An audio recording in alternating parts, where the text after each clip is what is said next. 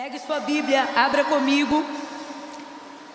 Evangelho do Senhor Jesus segundo escreveu Mateus, capítulo de número 14. Evangelho do Senhor Jesus segundo escreveu Mateus, capítulo de número 14.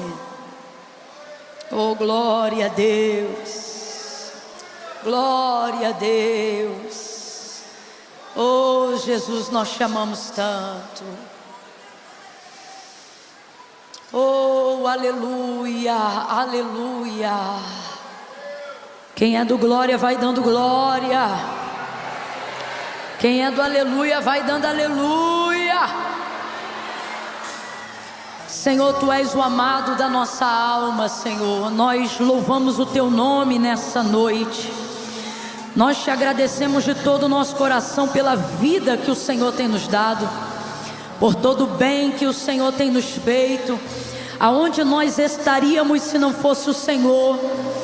Ah, Senhor, só Tu sabes, porque não temos perspectiva positiva alguma distante da Tua presença. Nessa noite nos colocamos diante da Tua presença como Pedro, como quando dizia: para quem iremos nós, se só Tu tens palavra de vida eterna?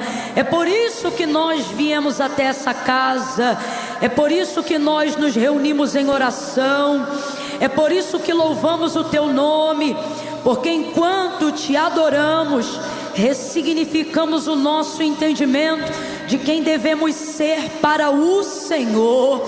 E ao Te adorar, reconhecemos que tudo é do Senhor, que tudo vem de Ti, e que sem Ti nós não somos, não temos, não podemos, não fazemos coisa alguma.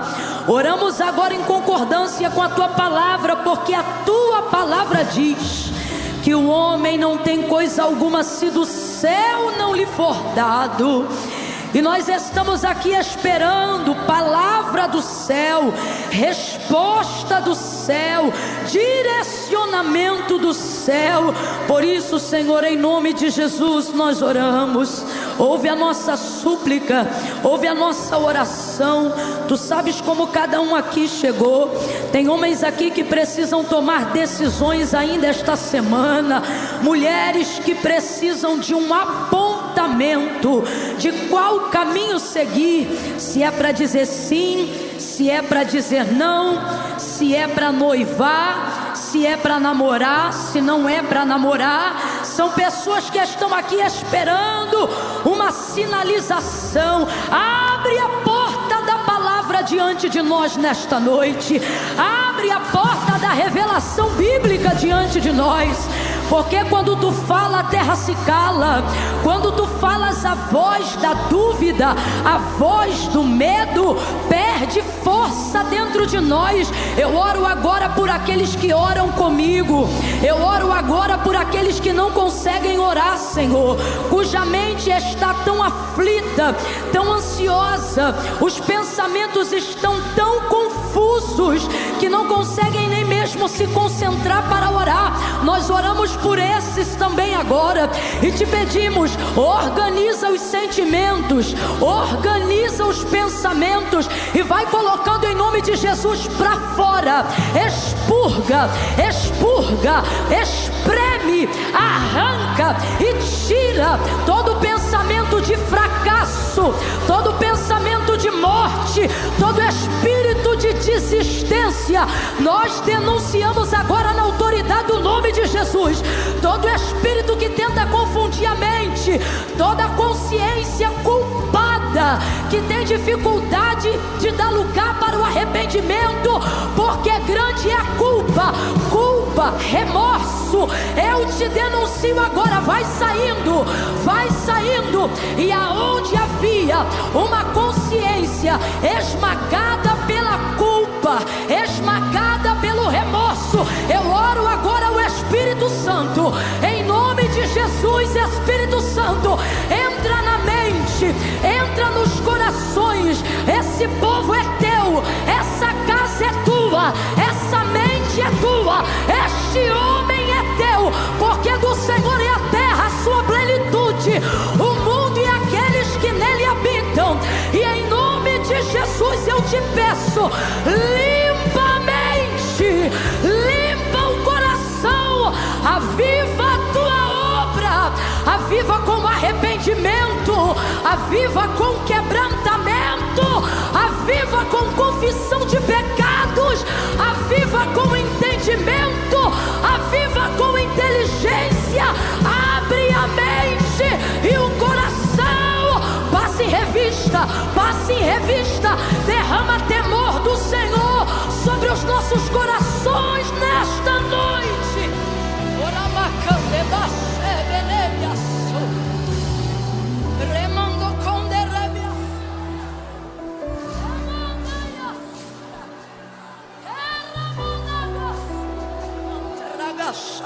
Senhor, fala conosco. Vamos, ore comigo. Senhor, fala conosco, Senhor. Fala conosco de maneira inteligível, de maneira sobrenatural, de maneira que o espírito, a alma e o corpo, o espírito, a alma e o corpo estejam alinhados.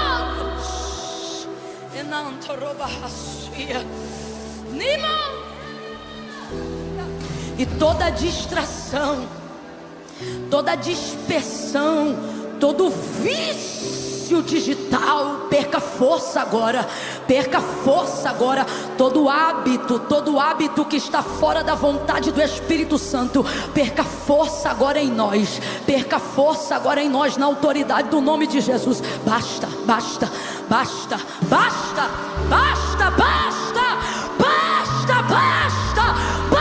perturbação mental, basta, quebra o feitiço, Senhor, quebra o encantamento, Senhor. Eu oro agora sobre a tua palavra, porque a tua palavra diz que a maldição sem causa não encontra repouso. Qualquer um aqui que porventura tiver recebido uma palavra que se transformou em seta, que se transformou em agouro, eu denuncio, nós repreendemos agora em nome de Jesus. Seja quebrado todo agouro, todo encantamento, todo acompanhamento de espíritos imundos, queimado agora no fogo da glória e repreendido em nome de Jesus. Basta!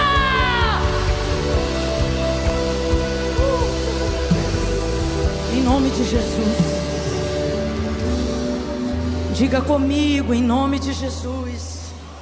Isso, diga em nome de Jesus. Diga amém. Aleluia.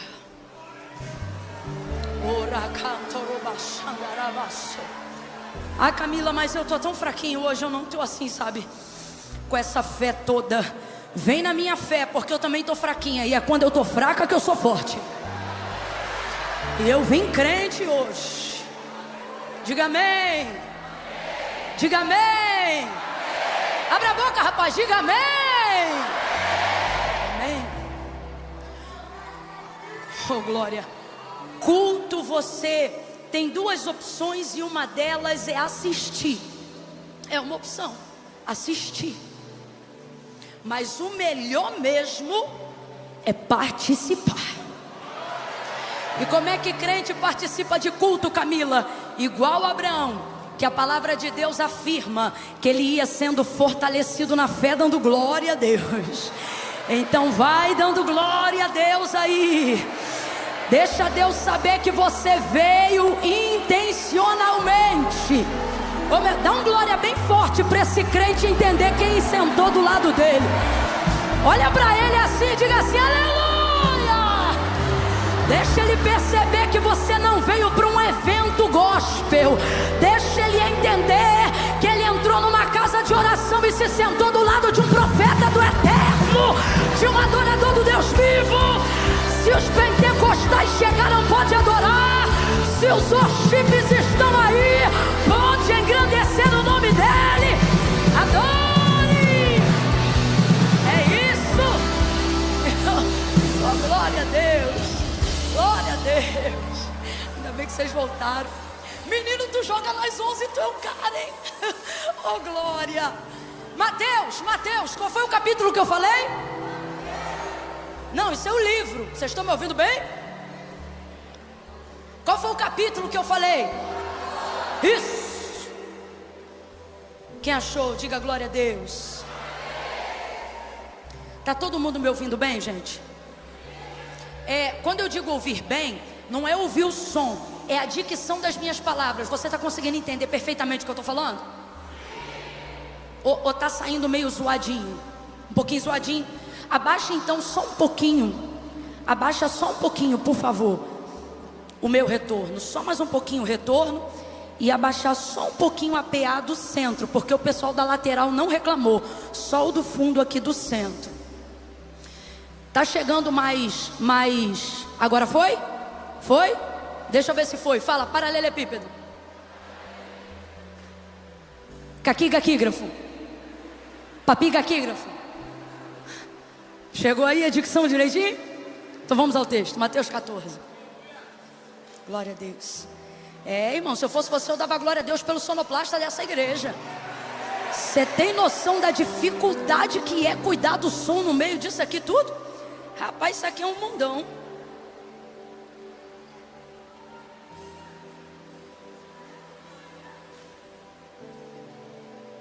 Agora deixa eu ver se eu consigo te ouvir de lá de trás para cá. Não estou ouvindo muito não.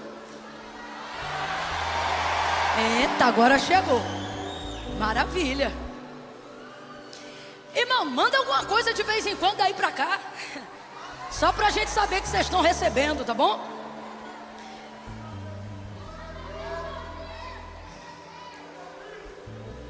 Versículo de número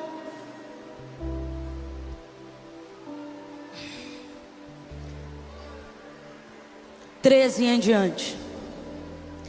Mateus 14, verso 13, diz assim: Jesus, ouvindo isto, retirou-se dali num barco para um lugar deserto, à parte. E sabendo o povo, o seguiu a pé desde as cidades. Saindo Jesus, viu uma grande multidão, e possuído de grande compaixão para com ela, curou os seus enfermos. Chegada a tarde, os discípulos aproximaram-se dele e disseram: o lugar é deserto e a hora já é avançada. Despede essa multidão para que eles possam ir pelas aldeias e comprem comida para si. Jesus, porém, lhe disse: não é preciso que se retirem, dai-lhe vós de comer. Então eles disseram: Senhor, não temos aqui senão somente 5 pães e 2 peixes. E disse-lhe eles: tragam-me aqui. Tendo mandado que a multidão se assentasse sobre a relva, tomou os 5 pães e os 2 peixes, e erguendo os olhos ao céu, os abençoou. Depois, tendo partido os pães, deu-os aos discípulos, e os discípulos à multidão. E todos comeram. Diga comigo, todos comeram. Diga, todos comeram.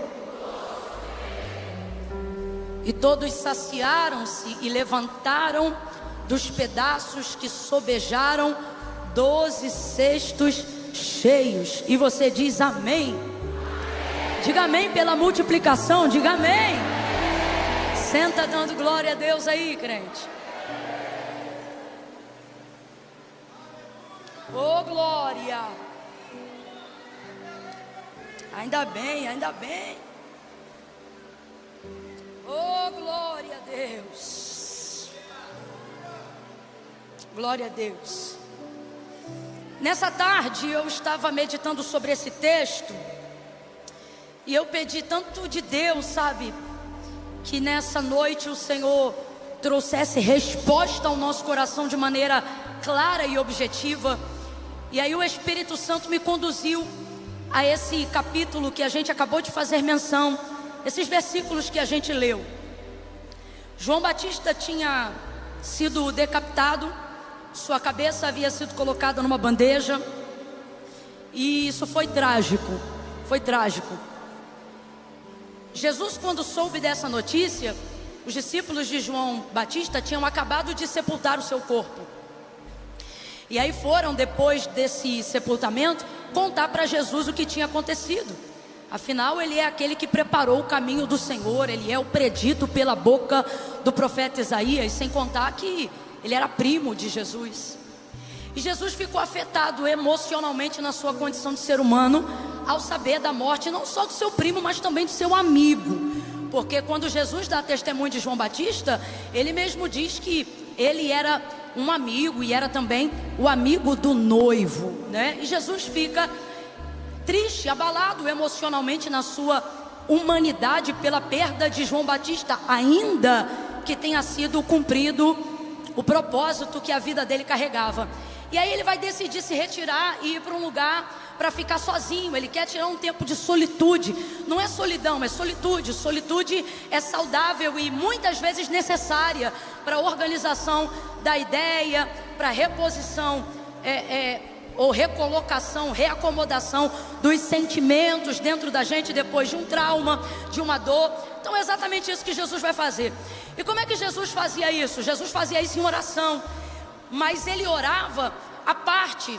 Ele buscava estar sozinho em algum lugar nesses momentos. E foi então o que ele foi fazer. Entrou no barco, os discípulos foram com ele, mas ele desejava chegar ali naquela região desértica e subir ao monte para orar. Jesus queria ficar sozinho. Vamos lá, só para eu ter certeza que você está me ouvindo bem. Jesus queria ficar? Isso, sozinho, porque ele estava triste com a morte de João Batista. Falando a grosso modo, né? Porque a morte de João Batista anunciava a proximidade de muitas coisas que estavam para acontecer na vida dele. E na sua questão humana, seria impossível ele não sentir, apesar de ser Deus, porque ele estava aqui na terra justamente para ficar passivo desse tipo de sentimento. Então Jesus agora vai para uma região distante, ele quer ficar sozinho, ele quer orar, ele precisa desse tempo a sós com Deus, só que o povo está acompanhando a caminhada dele. Então o caminho que ele vai fazer a barco ou de barco, a multidão vai fazer a pé, e essa multidão vai caminhar aproximadamente de 12 a 13 quilômetros, acompanhando o barco de Jesus de longe na maré, e eles vão paralelos, né, à praia, indo até onde Jesus vai chegar. E aí ocorre que Jesus vai no barco e eles vão a pé. E quando Jesus chega e ele atraca ali a sua pequena embarcação lá no deserto, aquela multidão toda já tinha chegado. E aí ele não conseguiu se retirar para ficar sozinho para orar, porque o coração dele se moveu de muita compaixão quando viu aquele povo lá. Ele estava indo para lá porque precisava orar e queria ficar sozinho, mas aquele povo estava sedento de uma resposta, sedento de uma cura. E o texto vai dizer que haviam muitos enfermos no meio deles. O coração de Jesus, mesmo querendo ficar sozinho, não ficou sozinho.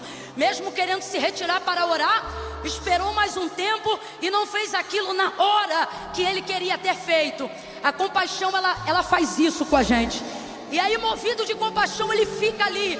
E mesmo não tendo força, como é que eu vou dizer assim, toda a estabilidade emocional da qual ele pensava que deveria ter para aquele momento, ele vai fazer aquilo que o ministério dele se propõe a fazer. E ele vai curar todos os enfermos naquela tarde.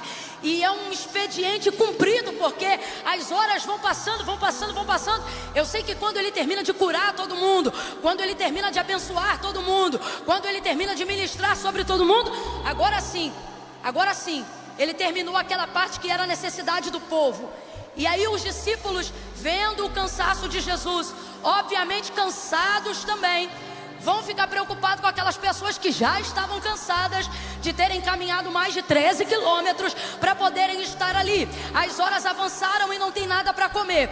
Então os discípulos vão tentar fugir de um problema que na cabeça deles se anuncia, que na cabeça deles se aproxima. Qual é o problema? Como é que a gente vai alimentar toda essa multidão? Imagina uma multidão semelhante a essa que está aqui nessa noite. Era um número parecido com esse daqui para mais, sem contar mulheres e crianças. Então imagina 12 homens mais um, se sentindo responsáveis pela alimentação de uma multidão como essa, sem ter uma cozinha, sem ter uma despensa, sem ter saca de nenhum cereal disponível para todo mundo comer. Eles mesmos, vez ou outra, precisavam de um milagre. Inclusive Jesus tinha que tirar isso da cabeça deles de vez em quando, porque senão eles atrapalhavam o processo do ofício do ministério de Cristo. À medida que eles caminhavam tanto, vez ou outra eles ficavam pensando: a gente está longe de casa, o que é que a gente vai comer? Ou onde nós estamos aqui, não tem nada. Camila, como é que você sabe disso?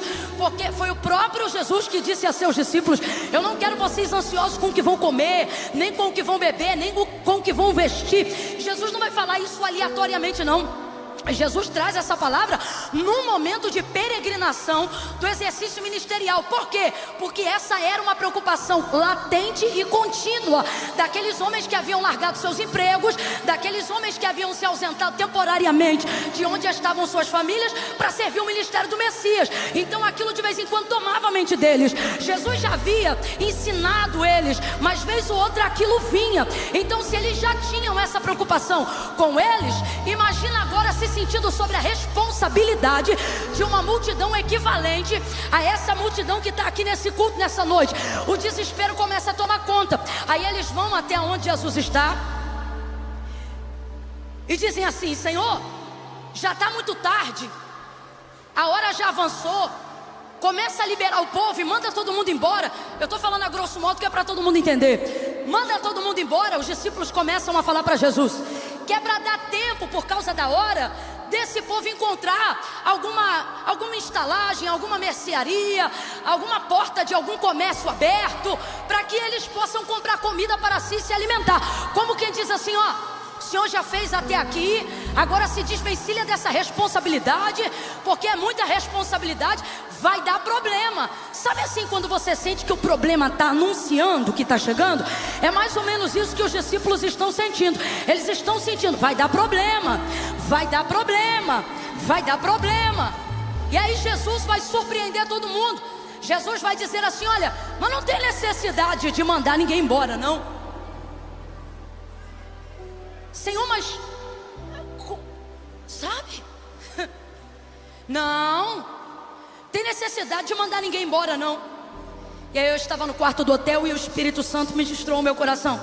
E ele disse assim: diga ao meu povo nessa noite que Jesus está disposto a resolver, a encarar os problemas.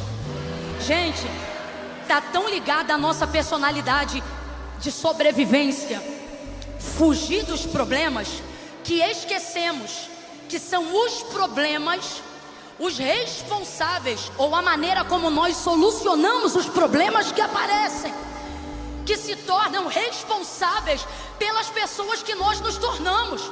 A verdade é que ninguém respeita quem nunca venceu nada. A verdade é que ninguém admira ou se inspira quem nunca encarou nada, quem nunca enfrentou nada. E o mundo está querendo trazer para a gente uma mensagem de conformidade e fuga. Não mude nada, não transforme nada, não encare nada, não entre em conversa nenhuma, não entre em embate nenhum, não discorde, não opine, não se apresente, não se importe, não tente resolver, porque vai dar problema. Se você se meter, vai dar problema. Se você tentar resolver, vai dar problema. Se você falar o que pensa, vai dar problema. Agora eu quero que tu tenha a fé que eu vi em Jesus. Olhe para o teu irmão e diga assim: e daí?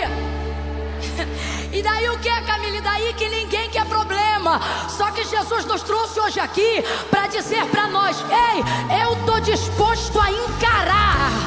Eu vou encarar o que você chama de problema. Eu vou encarar o que você chama de dificuldade. Me coloca na frente que você vai parar de fugir. Me coloca na frente que você vai parar de ser covarde. Me coloca na frente que você vai parar de milindre. Me coloca na frente que você vai parar de medo. Me coloca na frente que você vai parar de mediocridade. É muito simples o que eu estou pregando aqui, mas é difícil viver isso na prática. Veja, Eles se sentem responsáveis por aquela multidão, mas ao mesmo tempo pensam, matematicamente falando, nós não temos condições de alimentar toda essa multidão. Então qual é a melhor forma de resolver uma coisa que está se tornando um problema? Impedir com que aquilo progrida para tornar-se um problema.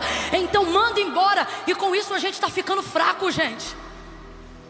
Fraco, sem ideia, sem criatividade, sem dínamos, sem potência, sem cadência, sem ritmo. Eu vou falar rasgado que é para todo mundo entender. Irmãos, a geração do avivamento não pode ser reduzida a uma cambada de frouxo, que tem medo do que vão dizer, do que vão pensar, e tem medo e começa a fugir de todas as demandas, para não ter que se responsabilizar com nenhuma delas. Eu não estou criticando declaradamente os discípulos, mas eu quero enaltecer a lição que Jesus quer passar para aqueles que o seguem, nós.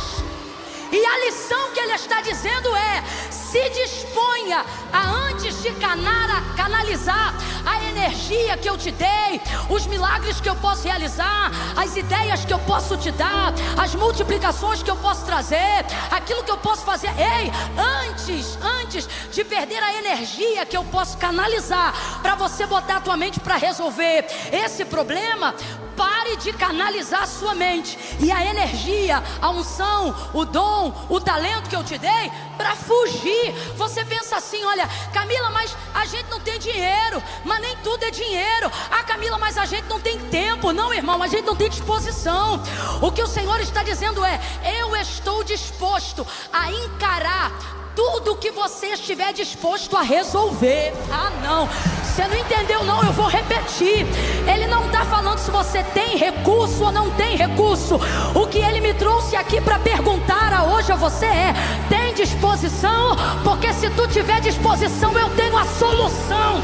Ao invés de fugir, mata essa bola chamada vida no peito. Jesus trouxe alguém hoje aqui, e o que ele está dizendo é: quem manda embora é porque quer ir também, mas para quem quiser ficar, eu crio solução. Jesus está dizendo para a gente, eu estou sentindo uma graça de Deus aqui. É a primeira vez que eu te peço isso essa noite. Levanta a mão direita o mais alto que você puder. Vamos embora. Coloca a esquerda na mesma altura, vai. Quando eu disser 3, bota a mão no ombro do vizinho, mas não bota de qualquer jeito não. Quando eu disser 3, tu vai botar a mão no ombro dele, vai sacudir ele e vai dizer: aonde tem disposição, nunca falta solução. Aonde tem disposição, nunca falta solução. 2, prepara. 3, fala pra ele: aonde tem disposição, Jesus entra com solução. Se tiver disposição, ele entra com solução. Mas se quiser fugir, não vai ver milagre, não vai ver multiplicação, não vai se tornar especialista, solucionador. Se eu fosse você, eu batia na mão de uns 3 e dizia para eles: fica que Jesus resolve. Fica que Jesus resolve. Encara que ele abre a saída. Encara que ele dá um jeito. Disposição.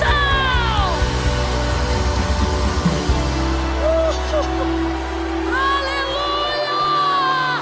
Aleluia! O divórcio é mais fácil, mas se você ficar, Jesus encara a crise conjugal.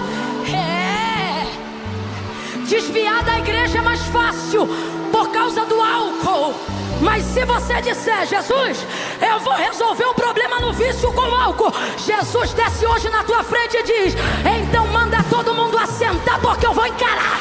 Eu vou encarar.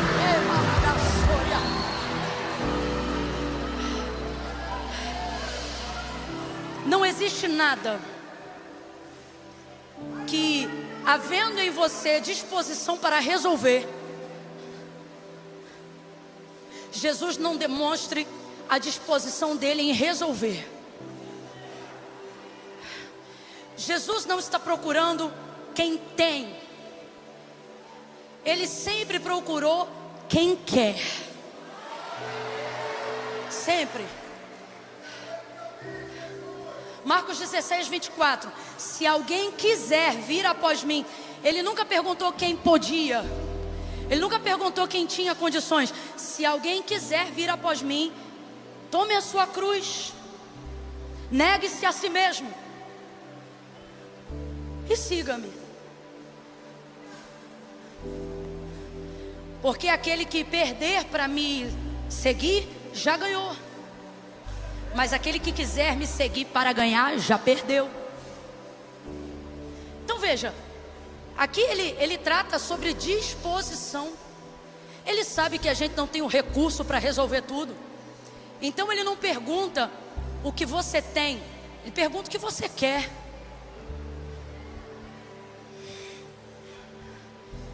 Você vai ver enfermos. Lembra do Bartimeu, o homem que não podia ver? Ele está clamando: filho de Davi, tem compaixão de mim. Filho de Davi, tem misericórdia de mim. A multidão dizia: fica quieto, cego, fica quieto. E o texto diz que mais alto ele gritava: Senhor, filho de Davi, tem compaixão de mim. E então Jesus vai parar no meio da multidão. Ele vai conseguir gritar mais alto que toda a multidão. E ele vai dizer: Senhor. Aí o Senhor para. Está tão nítido, todo mundo sabe o que ele quer. A multidão sabia o que ele queria. O próprio cego achou que era óbvio que Jesus sabia o que ele queria, já visto que ele era cego. Mas quando Jesus olha para ele, ele pergunta para Bartimeu: o que queres que eu te faça? Porque não é sobre necessidade, é sobre o que você está disposto.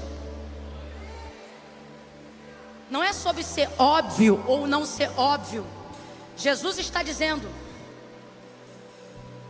é Jesus, tá? Porque ele sabe que a gente não tem condições na gente mesmo. Então ele está dizendo: se você ficar, eu estou disposto a encarar. Eu vou encarar esse gigante que é maior do que você, essa dívida que é maior do que você. Encarar é meu linguajar, grosso modo. A verdade é que nada encara ele. Nada encara ele. Ele é incompetitível. Então Jesus está falando com a gente aqui: ó, eu não quero que você tenha o plano completo. Eu só quero que você demonstre a disposição. Qual é a sua disposição? Você quer ficar casada?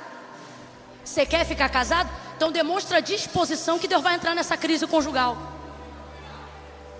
É o que? Esse CNPJ foi Deus que te deu?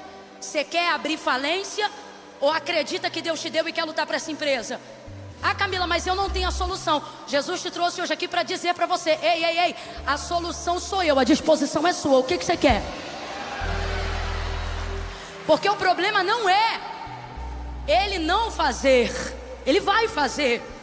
O problema é que você já chega diante dele dizendo o que você quer fazer. E normalmente o que a gente quer? Fugir. Fugir de problema é o que a gente quer. Só que os profetas se tornavam profetas e eram reconhecidos como profetas, não porque fugiam de problemas, mas porque eram as pessoas certas para serem procuradas quando um problema aparecia. E era isso que tornava eles reconhecidos. O testemunho de Samuel diz assim, ó: Samuel, reconhecido por profeta do Senhor, desde Dan até Berseba. Se fosse no Brasil, é como se o autor estivesse dizendo assim, ó: reconhecido como profeta do Iapoque ao Chuí. Por quê? E aí o texto vai dizer: nenhuma de todas as palavras que saíram da sua boca. Aí o que o testemunho está dizendo, que não é só as palavras que Deus falava em sua boca, não. É as palavras que ele também dizia. Deus garantia. Aí o texto diz: nenhuma de todas as palavras que saíram da sua boca, o Senhor deixou cair em terra. Elias, a mesma coisa. Você lembra quando Elias disse assim: olha, sob a minha palavra eu digo que não vai cair chuva, nem orvalho do céu. Isso não foi Deus que mandou ele dizer, não. Se você olhar o texto direitinho, você vai ver que isso aí foi ele que disse. O que é que Deus fez? A mesma coisa que o texto aponta que Deus fazia com Samuel. Sustentou a palavra dele, porque ele tinha crédito, tinha vida com Deus. Então Deus sustentava o que mandava dizer e também sustentava aquilo que eles falavam, para que o testemunho dele como Deus continuasse sendo sustentado na vida desses profetas. Agora, como que esses homens desenvolveram tamanha fé, tamanho poder para a solução? Gente, aquela menina da casa de Naamã era um capitão de um grande exército. Uma menina que sabia quem era o profeta Eliseu, ela vai dizer para esse homem: olha, tem um senhor na minha terra que se o senhor conseguisse falar com ele, o senhor não ia ter mais essa lepra. Naamã, o sírio, vai lá onde estava o profeta. O endereço das casas dos profetas eram públicas, porque os problemas eram levados até lá. A gente quer ter testemunho, quer ter vida com Deus, mas Deus nos confronta nessa noite aqui dizendo: como eu vou ser glorificado? Como eu vou trazer reconhecimento? Como a minha glória vai se manifestar? Se de tudo que eu te dei, você só usa a sua inteligência, a sua matemática, seu recurso e sua criatividade para fugir de toda parcela, de todo cartão, de todo problema de família, de todo problema espiritual. Você odeia gente com problema, você foge de gente com problema, você não dá 5 minutos para aquela irmã que é esquisita, para aquele irmão que é esquentado. Por quê? Porque você quer vida perfeita, mas a verdade é que a tua vida perfeita vai acabar já já. Por quê? Porque a vida de quem tem uma vida que vale a pena tem que ser a vida de quem aprendeu, irmão, o ritmo da vida. E qual é o ritmo da vida? O ritmo da vida é que perfeição humana é utopia. A verdade da vida é que tem dia que a gente está lá em cima, tem dia que a gente está lá embaixo, tem dia que a gente tem dia que a gente não tem. A verdade é que tem dia que tu tem saúde, tem dia que tu está enfermo. Esse mundo está em rotação, e o mundo espiritual também, e você quer manter numa linha reta. A frequência cardíaca, quando entra em linha reta, é só para dar a hora do obituário. Você está me entendendo? Agora, quando tem vida, é eletrocardiograma, é o gráfico subindo e descendo. E a gente vai aprendendo a entrar no ritmo e no compasso.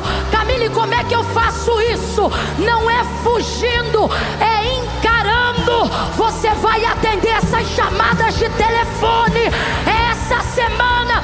Pare de fugir dos seus credores, pare de fugir, pare de fugir, pare de fugir de tudo aquilo que tem te perseguido, que tem te humilhado. Cachorro só late enquanto a gente corre.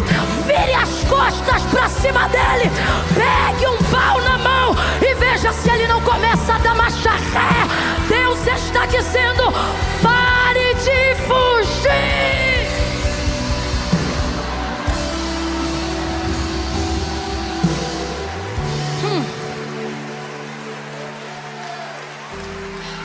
Ninguém vai embora. Essa hora me lembrou a cena de um filme que eu não vou dar ibope porque não combina. Ninguém vai subir. Rapaz, ninguém vai embora. Ninguém vai sair. Eles querendo fugir. Ninguém vai. Ninguém vai. Vou falar diretamente com alguém que entrou aqui numa crise dizendo assim: Senhor, o menino está me dando muito trabalho, mas eu vou fazer as malas dele e vou mandar ele para morar lá com a minha mãe. Vou falar do jeitinho que eu recebi aqui do Senhor, tá? Vai mandar ele para casa de ninguém. Ele é teu filho, vai ficar na tua casa. Tu vai encarar essa educação e vai ver Deus agir no expediente do turno que você não pode cobrir enquanto você cuida dele como mãe solo. Senão você nunca vai ter o potencial que hoje você vê na sua mãe, e nunca será o potencial que as outras pessoas precisam ver em você. Então Jesus diz: olha, vou ficar, todo mundo vai ficar, e vocês vão ficar. Então eu quero que você aprenda essa lição, e eu só dou mais duas. Jesus está disposto a encarar a demanda da qual nós queremos fugir. Então, se ele vai encarar, eu vou ficar. Posso ouvir um amém? Essa não pode ser só a minha verdade, tem que ser a sua também. Tenta dizer comigo assim: se Jesus encara, eu fico. Isso. Ele disse: manda, ninguém vai embora não, vai ficar todo mundo aí. São nesses problemas e nessas crises que a glória de Deus é manifestada. Sabe essa palavra que eu acabei de reproduzir, que era a palavra que o Elias disse: sobre a minha palavra não vai cair nem orvalho, nem chuva sobre a terra. Rapaz, aquilo trouxe uma fome, foi um desastre. Aquilo ali foi problema. Eita, mas deu muito problema.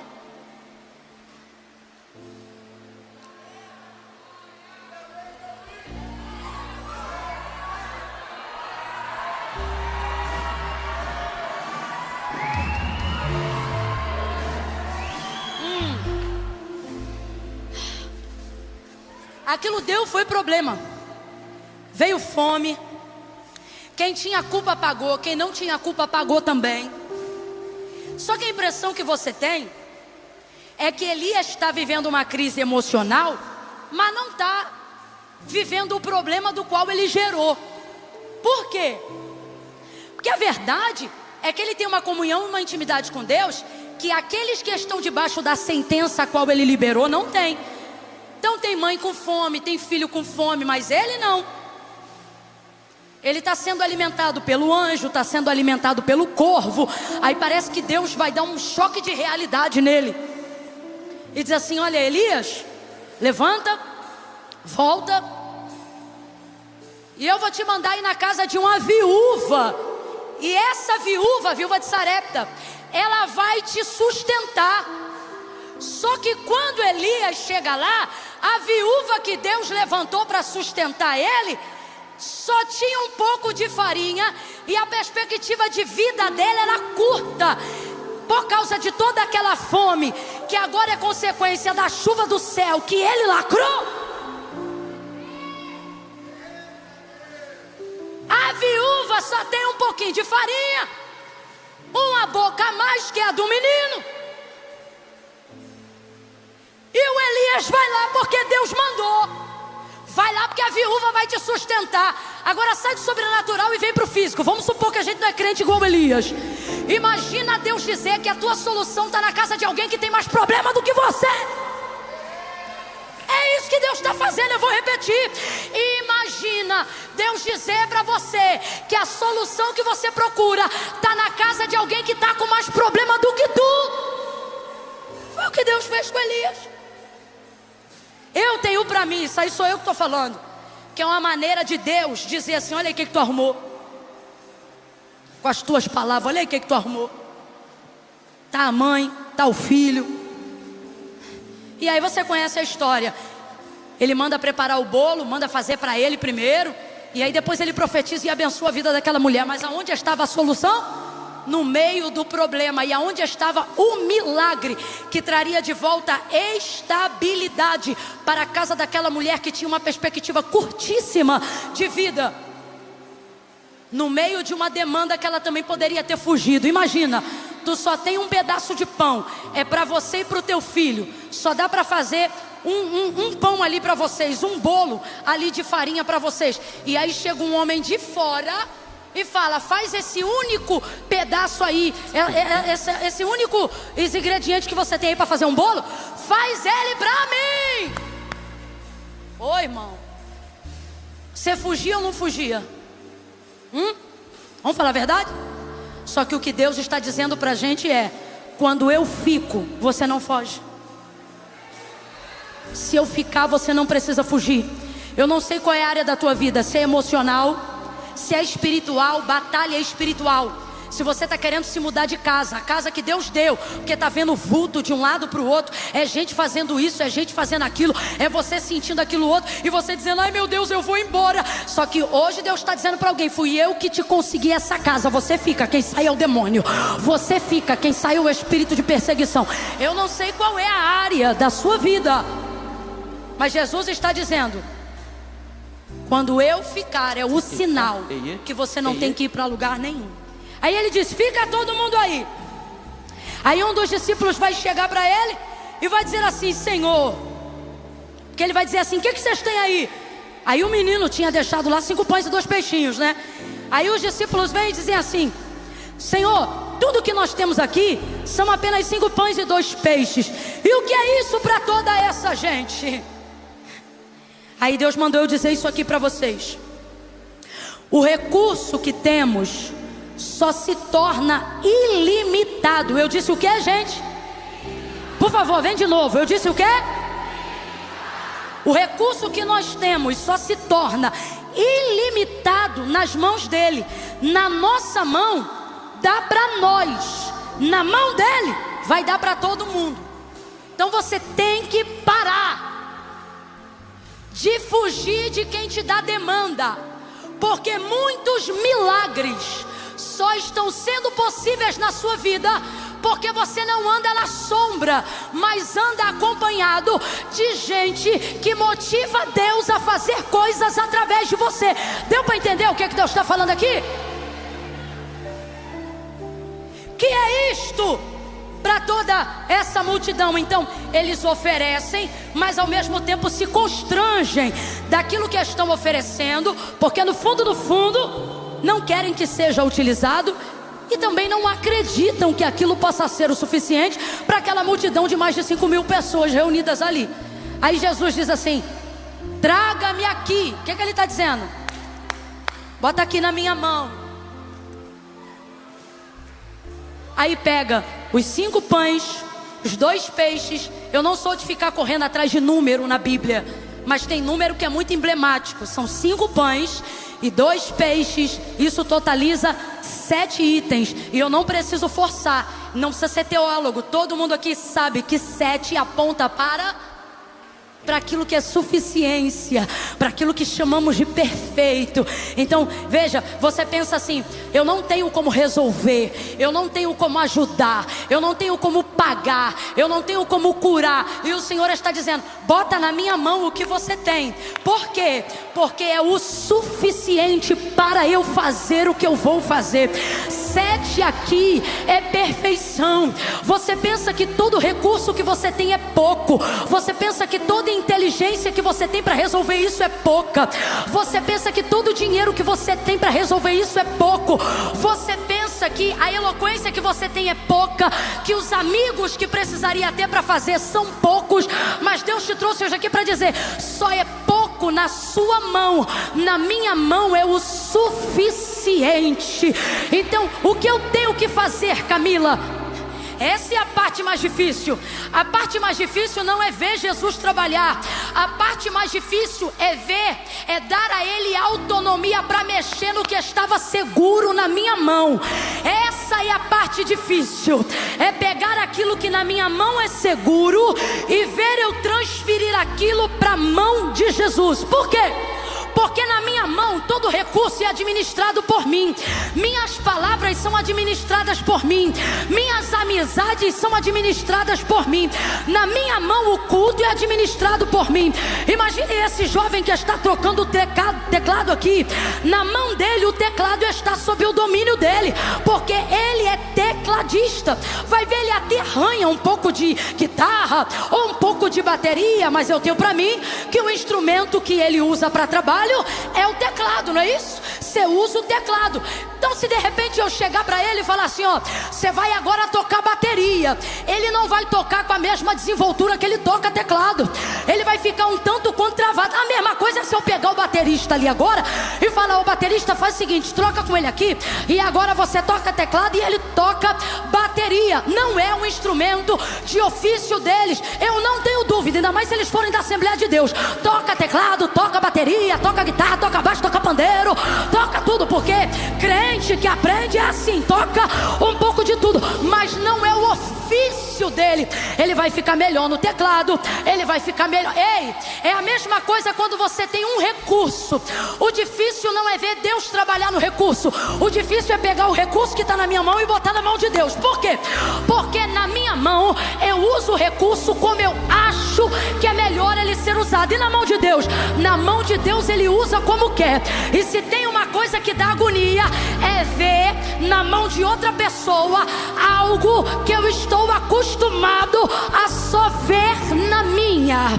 Aí você olha para a cena e pensa: o problema é grande demais, eu vou fugir. Só que Jesus está hoje aqui dizendo: não precisa fugir.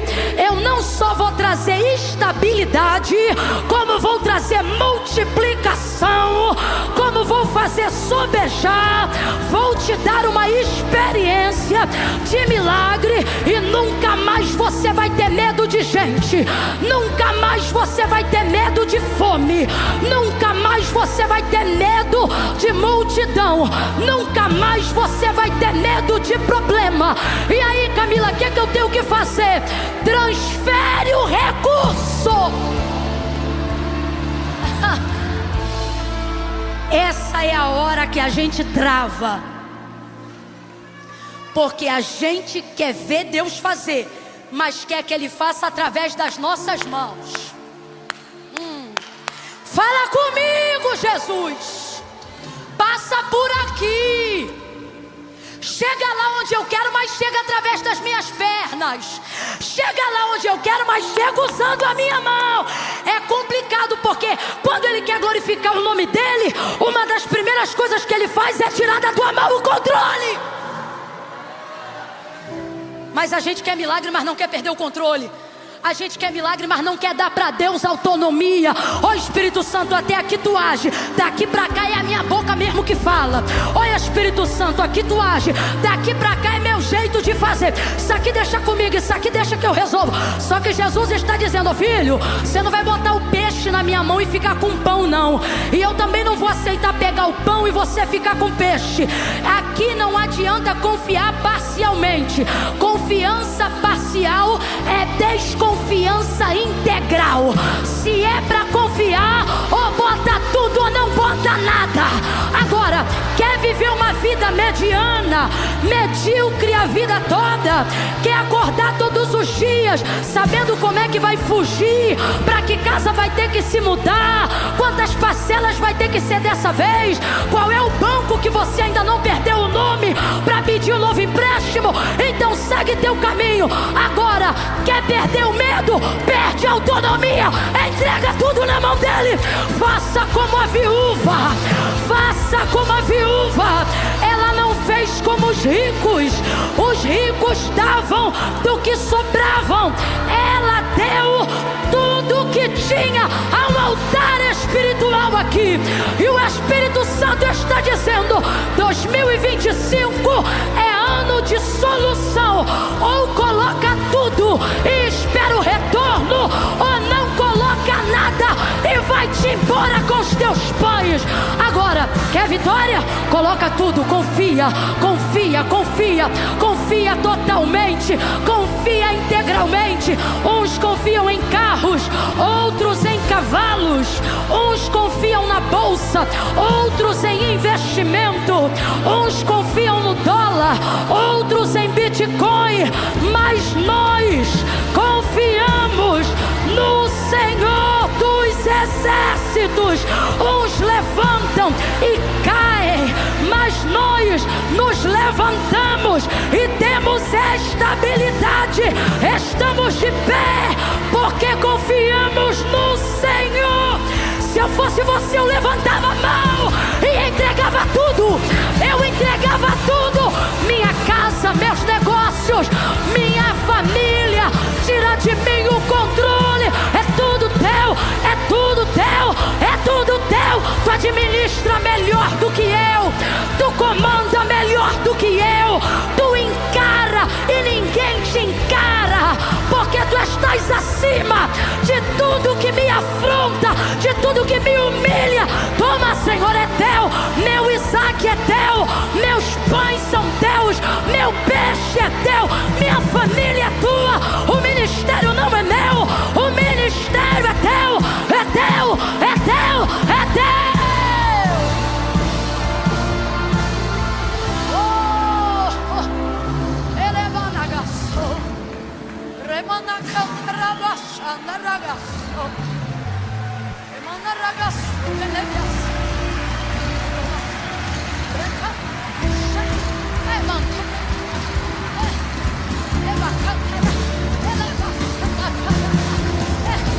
Camila está fazendo o quê? Eu não sei você, mas eu estou entregando. E eu entrego tudo. Eu entrego o corpo, a vida, a alma, o fôlego, o espírito. Entrega tudo.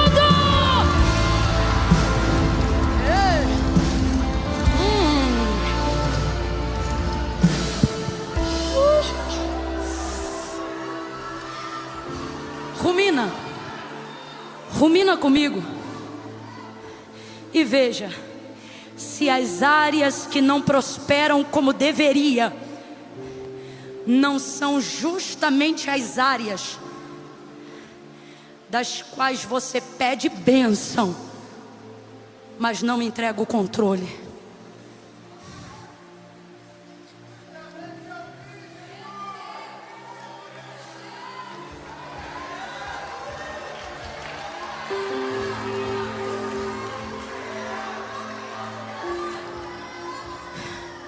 Senta que falta só mais um para não cansar.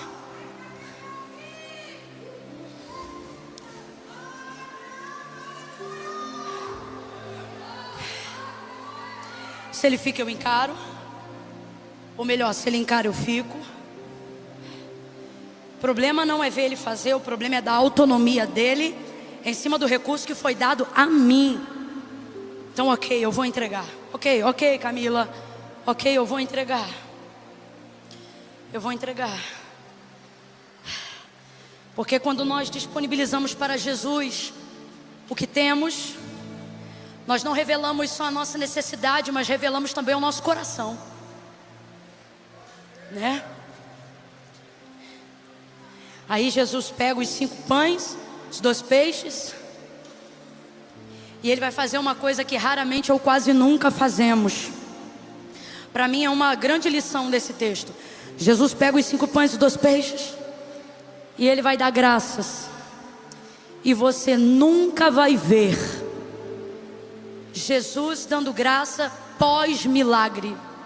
Jesus só dava graça pelo que ele tinha antes. Jesus não dá. Esse negócio de culto em ações de graça, quem inventou foi a gente. Jesus nunca esperou receber para fazer. Ele fazia com o que ele tinha. Ele pega os 5 pães e 2 peixes, e ele vai dar graça. Vai dar graça. Pela multiplicação, pelos 5 pães e os 2 peixes. A gente tem que aprender isso, gente. A gente tem que aprender isso. A dar graça pelo que a gente, a consagrar a Deus o que a gente, quando eu tiver, quando eu puder. Vou falar rasgado, é por isso que tu nunca tem. Quando você quer muito dar, você não espera ter para fazer. Você dá com o que você tem, faz com o que você pode. Aí ele pega os 5 pães, os 2 peixes, e na mão dele, aquele recurso é um anúncio de estabilidade. O que isso significa?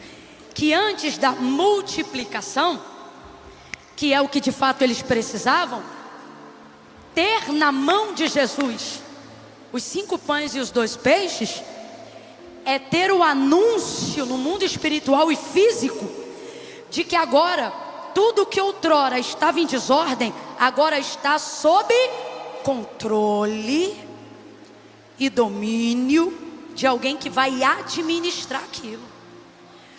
Então Deus está mandando eu dizer isso aqui para alguém. Você ainda não viu o que eu vou fazer, mas já era para ter parado de se desesperar. Por quê? Porque antes de se alegrar com a multiplicação, primeiro eu vou te dar a paz que excede todo entendimento, que é a certeza de que eu já estou no controle. Ei, já estou no controle. Ei, já está na minha mão. Te acalma. Ei, para de ficar desesperado. Está aqui na minha mão. Ah, Camila, mas eu ainda não vi multiplicação. Mas já vai começar a desfrutar de paz. Eu não planejei dizer isso, mas Deus está me autorizando a dizer isso agora. Você está com pressa de ver a multiplicação, mas desfrute da paz que você já não desfrutava há anos. Desfrute da tranquilidade que você já não desfrutava há anos. Deus vai visitar teu sono esta noite mesmo, para você saber que Ele está aqui na palavra dEle. Tu vai voltar a dormir esse mês, sono que há anos você não dormia. O Deus de Israel, o Deus de Jacó, o Deus de Isaac, o Deus de Abraão vai visitar teu sono, e tu vai dormir o sono de quem sabe que tudo está no controle dEle. Ele pegou, tá com Ele, e se tá na mão dEle, o agiota não pega. Se tá na mão dEle, o banco não pega.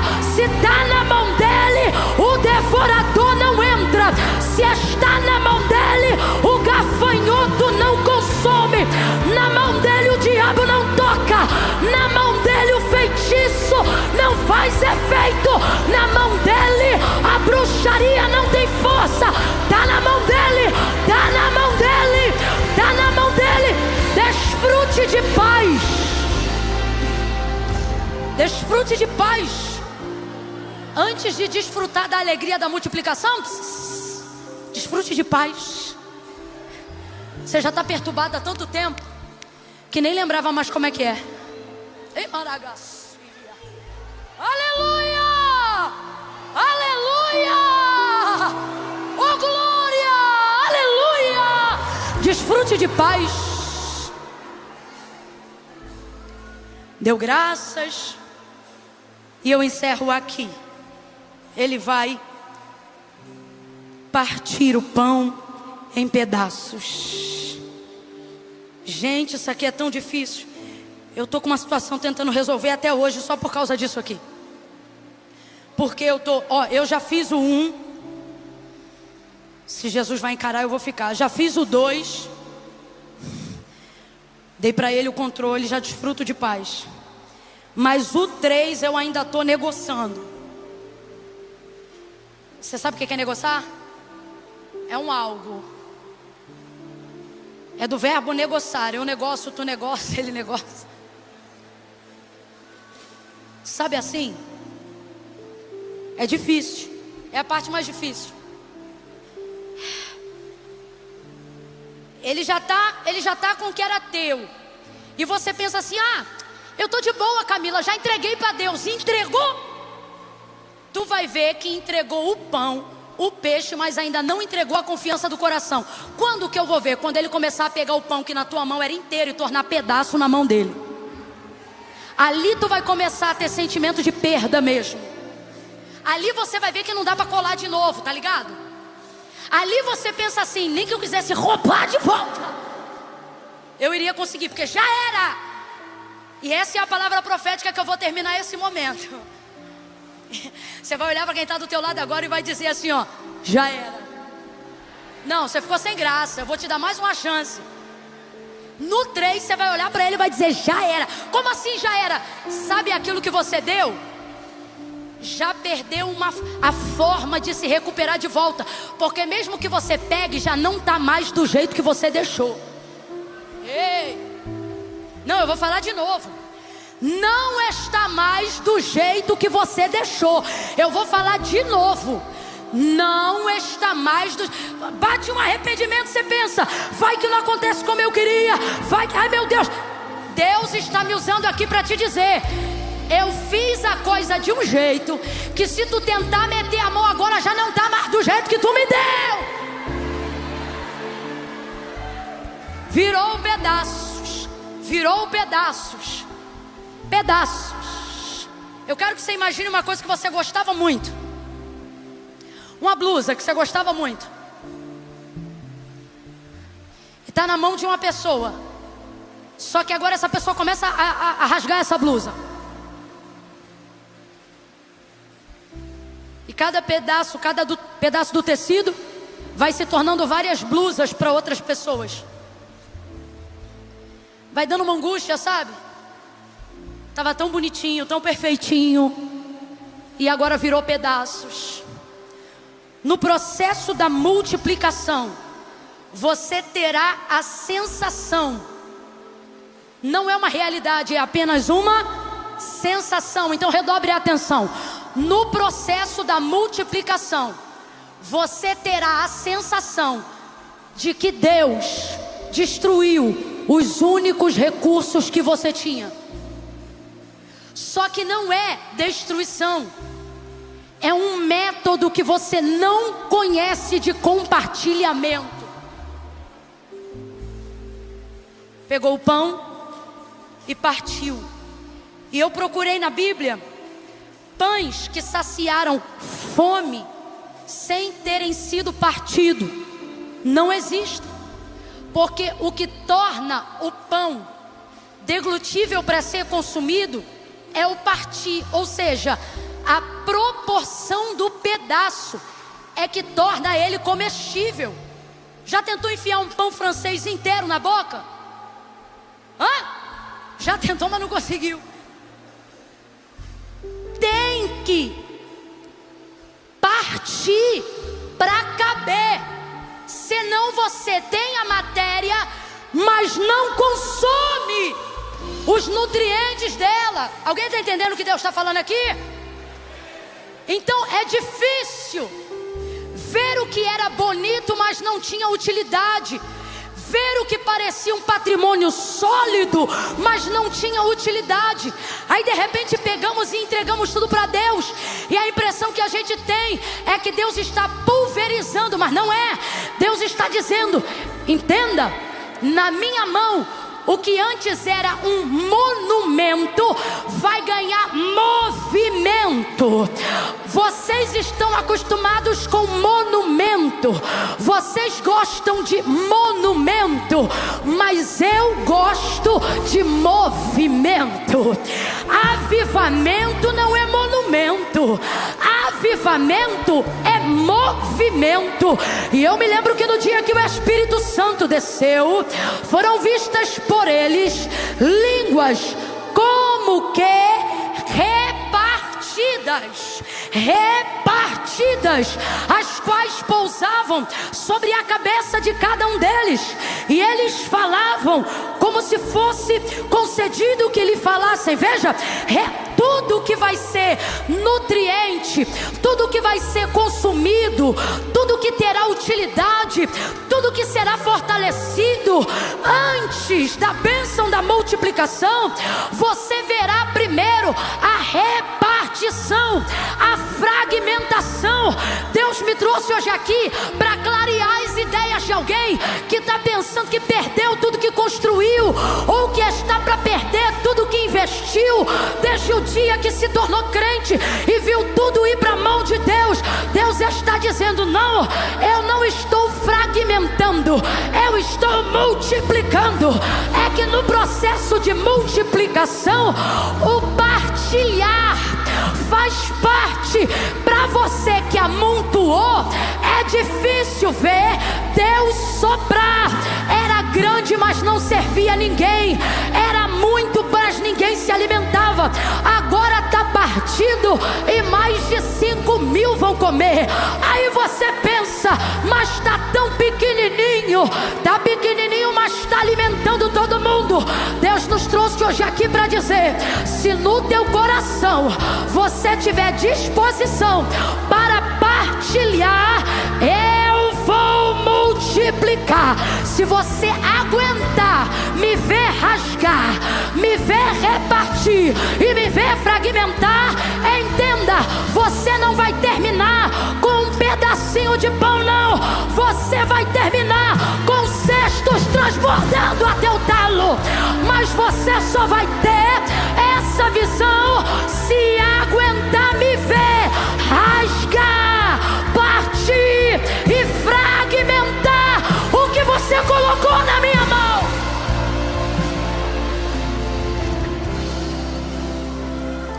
Tá apegado? Não consegue entregar? Ok, não é obrigado. mas não verá multiplicação. Multiplicação é para quem aguenta ver Deus rasgar o pão. Lucas capítulo 22. Sabe não? O texto diz assim: é a última ceia de Jesus. E ele pega o pão depois da Páscoa e agora faz a ceia. E aí ele pega o pão e, tendo dado graças, o partiu e disse: comam, este é o meu corpo, que é entregue por vocês. Quem vai ser moído por nós? Jesus. Humilhado por nós? Jesus. Esbofeteado por nós? Jesus. A única maneira de consumirmos o corpo de Cristo hoje é porque ele foi amassado no Calvário, fragmentado na cruz. Está entendendo? Ele tornou possível que cada um aqui pudesse receber.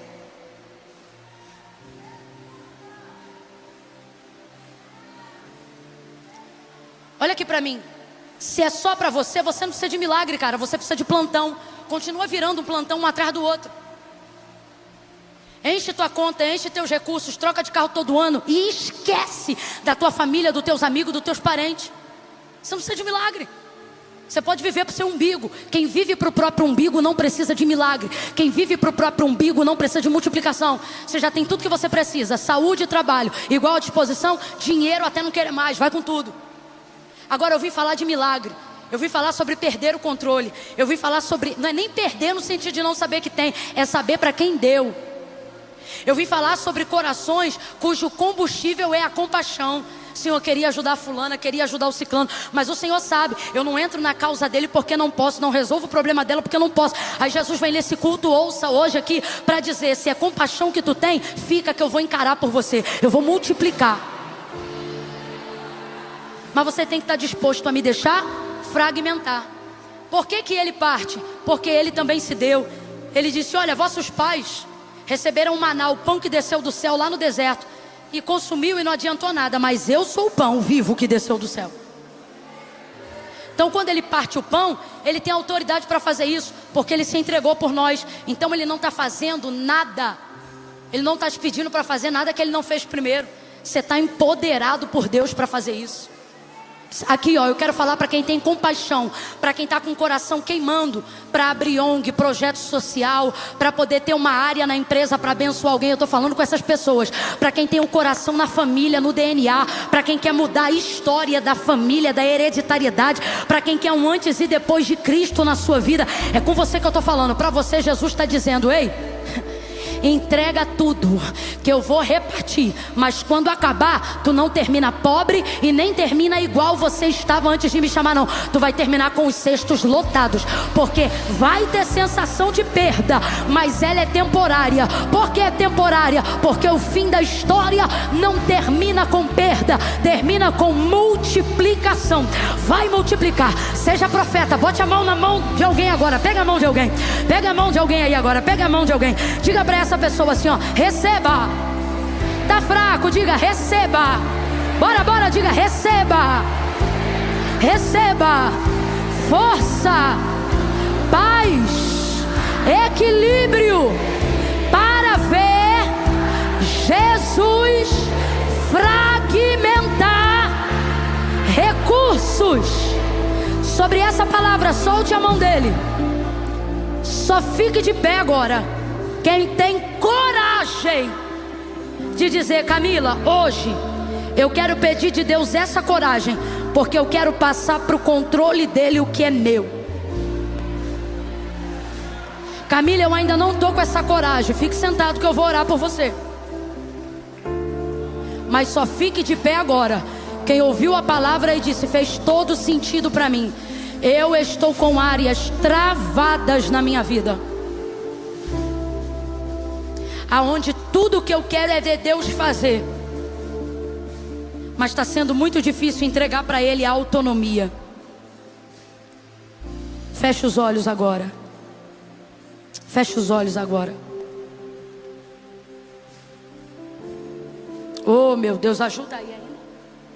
Ajuda aí, Léo, glória a Deus. Eu vou fazer uma última oração para essa palavra. Nós ainda vamos receber mais uma porção. Isso que eu preguei agora foi para a tua paz. A multiplicação vem aí. Mas eu vou fazer essa oração. Senhor, me dá coragem de confiar, a ponto de ver o Senhor tornar em pedaços aquilo que era inteiro na minha mão. Eu estou falando aqui, irmãos, e eu estou debaixo de um temor tão grande, porque Deus está dizendo assim, olha, desse jeito. Eu que estou parafraseando, tá? É como se Deus dissesse assim, pergunte para ele, para ela, não precisa perguntar para o teu vizinho não. Eu estou parafraseando como se Deus estivesse falando aqui. Como se ele dissesse assim, olha, pergunte para ele ou para ela, se em algum momento da vida dele ou dela, eu não fui digno da confiança dele. Se eu não fui digno da confiança dela, se eu sou imprudente para usar os recursos dela, se eu sou consumista, descontrolado. Deus está dizendo aqui a alguém, eu sou digno da sua confiança. Feche os olhos, feche os olhos. Agora comece a pedir para Ele, Senhor, me dá fé para confiar no teu caráter. Muda o meu caráter, para que eu possa confiar no teu, porque eu estou espelhando ou o meu, ou o de alguém no teu. Isso está atrapalhando a minha confiança, mas tu és digno da minha confiança. E eu estou cansado de fugir de problemas. Estou cansado de viver de maneira mediana, medíocre. Não que há demérito nisso, mas é porque a minha vida configura a minha fé. E a minha fé tem sido parcial, assim como a minha confiança. Por isso nessa noite, esta palavra me confronta, esta palavra me constrange, porque eu quero milagre, eu quero multiplicação, mas não quero perder o controle. Então, pelo amor de Deus, em nome de Jesus, me dá coragem, me dá coragem, me ensina a confiar. Fecha os olhos, curva a cabeça, se humilhe, se humilhe. Eu vou orar agora. Quando eu disser amém, eu vou pedir o Léo e a Ju para adorarem ao Senhor com apenas um refrão. E é o tempo que a gente vai ter para dar para Deus autonomia. Comece dando autonomia do teu tempo. Ah, eu gosto de vir no culto, mas tem que acabar a hora que eu quero. Dá um pouco da autonomia para Deus hoje. Deus, eu vou ficar aqui enquanto o Senhor estiver falando comigo. Fala com Ele. Peça ao Senhor. Me dá coragem, Senhor. Me dá coragem para confiar. Pai, em nome de Jesus, eu oro agora por mim e por cada um que comigo ora sobre esta palavra. Aumenta a confiança e tira de nós a centralização do controle de tudo. O sangue de Jesus tem poder. Desde que dominamos tudo e controlamos tudo, não vemos mais milagres e fugimos continuamente de problema. Mas chega, hoje nós queremos te pedir um basta para o mês de março, um basta para o mês de março, que seja um mês aonde vejamos o Senhor utilizar nossos recursos emocionais, nossos recursos espirituais, ministeriais, nossos recursos físicos. Usa nossos braços, nossas pernas, nosso corpo para a tua vontade, nossos recursos financeiros para os teus projetos, para os teus propósitos. Prova-nos nesta palavra, prova-nos nesta palavra, para que possamos te entregar o controle de tudo, crendo que tu cuida melhor do que nós e de que tu há de multiplicar para história não terminará com vergonha, mas com honra e glória, em nome de Jesus. Quem concorda, diga. Levante a mão e entregue o coração.